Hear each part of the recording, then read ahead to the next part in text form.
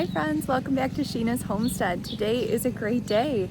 We are going to town with our planting. I still have quite a few plants and I need to get out in our garden, but as you saw last week, we finished our garden addition. So we added 6 Vego raised garden beds to our collection and we are absolutely loving them. We've got 2 trellises.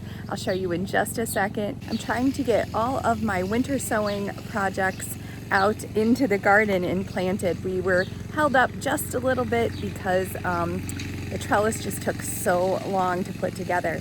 I'm going to show you a sped up version of that so that you can see how it went and you can decide whether it's something you want to do on your little farm or not.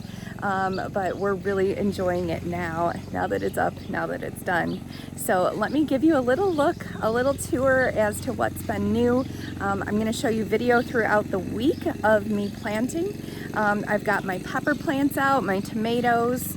I found some volunteer squash all over the place, so I've moved those to locations that I wanted them to be to give them a little better success rate.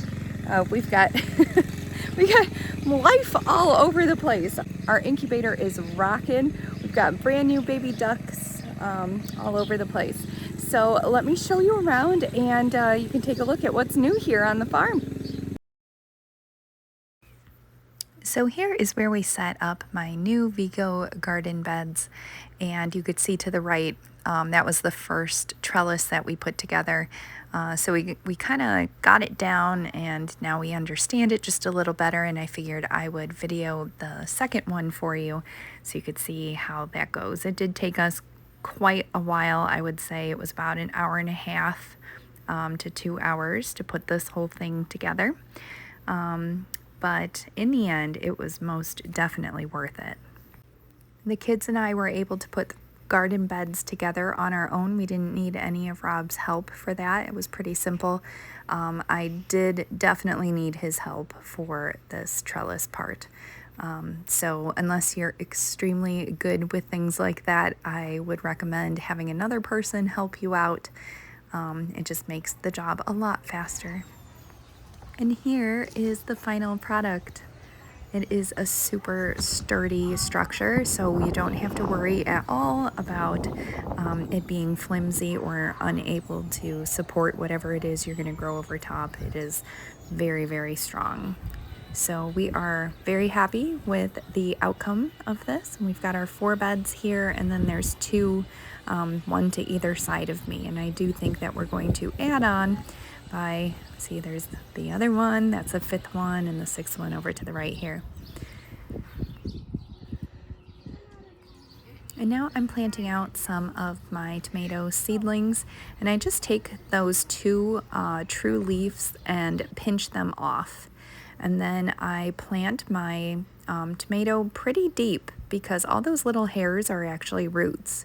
So if you plant them pretty deep, they will grow nice, strong roots for you and just get a much better plant out of it when you do it that way. And this here is Clara. She is picking out some ants out of my garden bed. I stumbled upon a nest and she made quick work of the job.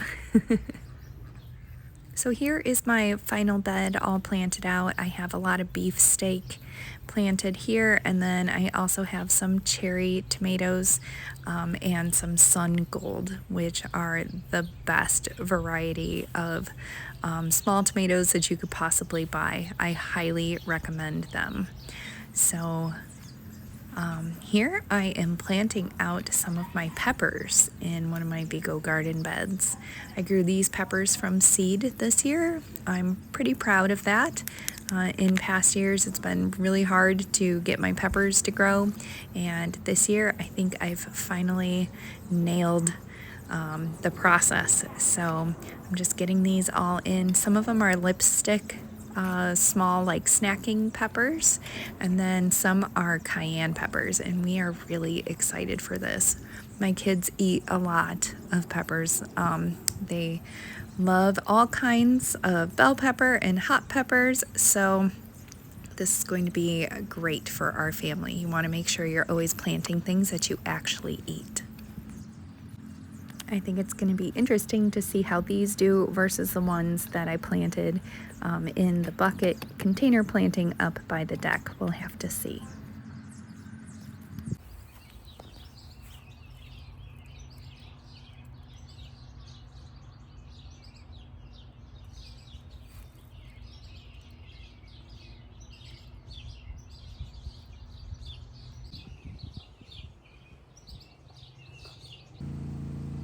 Work on the farm is never done, so now we are moving some dirt over to my flower beds, and I am going to plant some zinnias and some other varieties as well.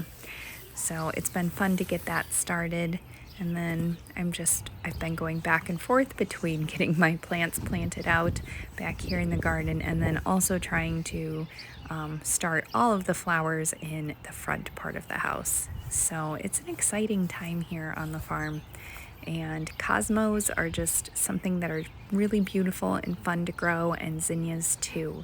So I'll be sharing more about that really, really soon. This year we lengthened the beds by quite a bit. I believe we doubled them. So we're gonna have a lot more flowers. Like I said, we've got zinnias. They've popped up. I am really excited. The germination rate was huge. I think that if you wait long enough, you just catch the right time and their growth is really, really quick. And now you are looking at one of our only trees that has fruit on it out of 34 fruit trees. The warm weather forced out early buds, and then we had a frost come along and destroyed most of our fruit. So that tree there is the only one that we currently have with a substantial amount of fruit. And then this is our raspberry bushes, and it looks like they're going to have a good year, but we shall see. And then here we have a little turkey. Oh, I guess I shouldn't say little, he's huge. They live wild in our area, and he decided to come stumble upon our farm. A little update on my container plants. These were the peppers that we planted together in here, and they are doing phenomenally. I have never had pepper plants look so good. So I am extremely happy with the way that these are turning out. I think they're happy to be in these containers. There's such great drainage in here, and we filled it with some good dirt. My secret ingredient was the bunny poop. So it looks like that is going really well. So this garden is my original garden that my dad and Rob built for me. I have been calling it the Garden of Eden because there are so many volunteer plants in here. It's just been such a blessing. I planted 700 onions and I don't even remember how many cloves of garlic, but so many. And in between all of them, all of this has popped up. I have carrots, and dill is growing like crazy.